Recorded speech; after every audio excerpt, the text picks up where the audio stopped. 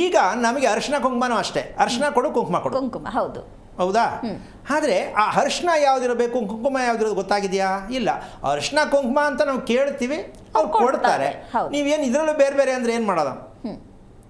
ಈಗ ನಾವೇನೋ ತಿನ್ನಕ್ಕೆ ಹೋದ್ರೆ ವಿಶೇಷ ಏನಿದೆ ಅಂತ ಕೇಳಲ್ವಾ? ಖಂಡಿತ ಗುರುಗಳೇ ಅಲ್ವಾ?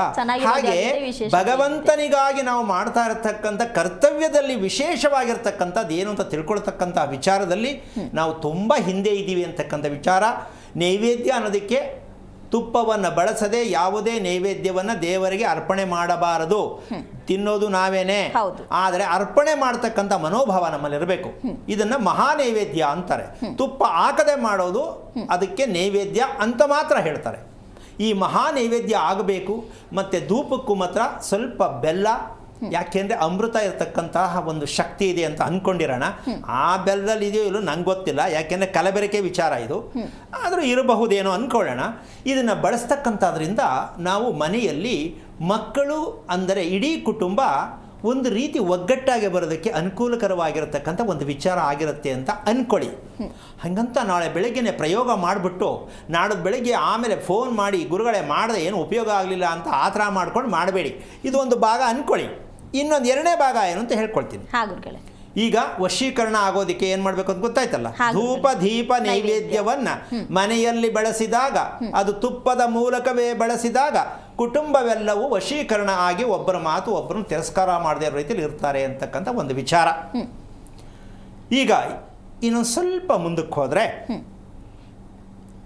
ಇದಕ್ಕೆ ನಾವು ಮೂಲವಾಗಿ ಫೌಂಡೇಶನ್ ಅಂತ ಹೇಳ್ತೀವಲ್ಲ, ತುಪ್ಪದ ವಿಚಾರ ಒಂದು ಕಡೆ ಇರಲಿ.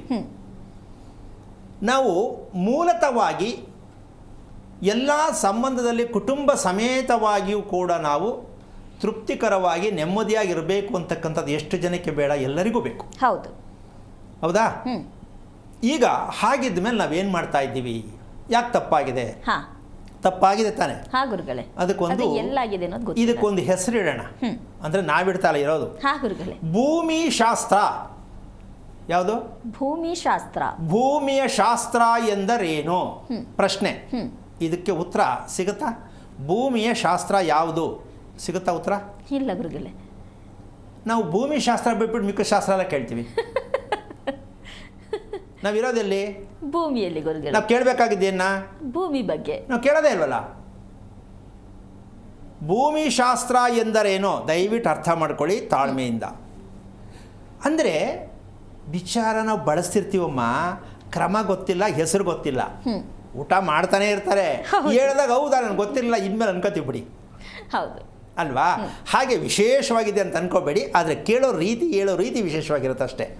ಅದಕ್ಕೋಸ್ಕರವಾಗಿ ನಾವು ಮಾಡ್ತಾ ಇರ್ತಕ್ಕಂತಹ ಎಂಥ ಘನಘೋರವಾಗಿರ್ತಕ್ಕಂಥ ತಪ್ಪು ಅಂತಕ್ಕಂಥದ್ದಕ್ಕಿಂತ ಹೆಚ್ಚಾಗಿ ಸೂರ್ಯ ಸತ್ಯ, ಹೌದೇನಮ್ಮ? ಹೌದು ಗುರುಗಳೇ. ಭೂಮಿ ಸತ್ಯ, ಹೌದೇನಮ್ಮ?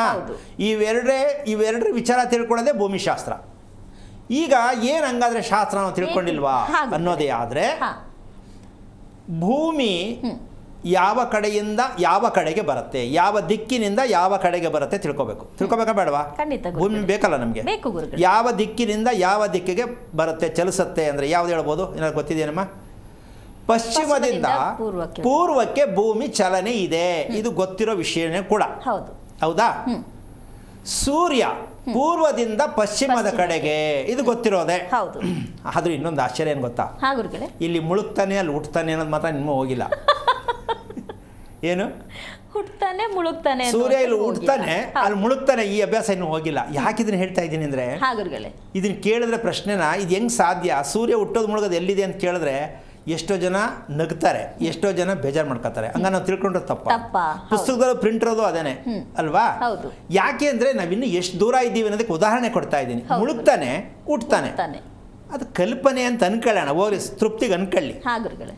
ಆದರೆ ಇದಂತೂ ಸತ್ಯ ತಾನೆ, ಪೂರ್ವದಿಂದ ಪಶ್ಚಿಮ, ಪಶ್ಚಿಮದಿಂದ ಪೂರ್ವ. ಹಾಗಿರಬೇಕಾದ್ರೆ ಪಶ್ಚಿಮದಲ್ಲಿ ಭೂಮಿಯ ಇರ್ತಕ್ಕಂಥ ಸತ್ಯ ನಮ್ಮ ಮನೆ ಒಳಗಡೆ ಬರಬೇಕಾ ಬೇಡವಾ? ಬರಬೇಕು ಗುರುಗಳೇ. ಚಲನೆಯ ಪೂರ್ಣವಾಗಿರ್ತಕ್ಕಂಥ ಉತ್ಪತ್ತಿ ಆಗ್ತಕ್ಕಂಥ ಶಕ್ತಿ ಮನೆ ಒಳಗಡೆ ಬರಬೇಕಾ ಬೇಡವಾ? ಖಂಡಿತ ಬೇಕು ಗುರುಗಳೇ. ಹಿಂದಿನಗಡೆ ಮನೆ ಹೋಗಿ ಜೈಂಟ್ ಆಗಿರ್ತಾರೆ, ಏನು ಮಾಡೋದು? ಹಿಂದ್ಗಡೆ ಮನೆ ಜೈಂಟ್ ಆಗಿರುತ್ತೆ, ಇಲ್ಲ ಕಾಂಪೌಂಡ್ ಜೈಂಟ್ ಆಗಿರುತ್ತೆ. ಭೂಮಿಯ ಚಲನೆ ಎಲ್ಲಿರೋದಲ್ಲಿ? ಸಾಧ್ಯನೇ ಇಲ್ಲ ಗುರುಗಳೇ. ಮತ್ತೆ ಭಗವಂತ ಎಲ್ಲ ಕಡೆ ಇದೆ ಬರೀ ಸುಳ್ಳು ಯಾಕೆ ಹೇಳೋದು?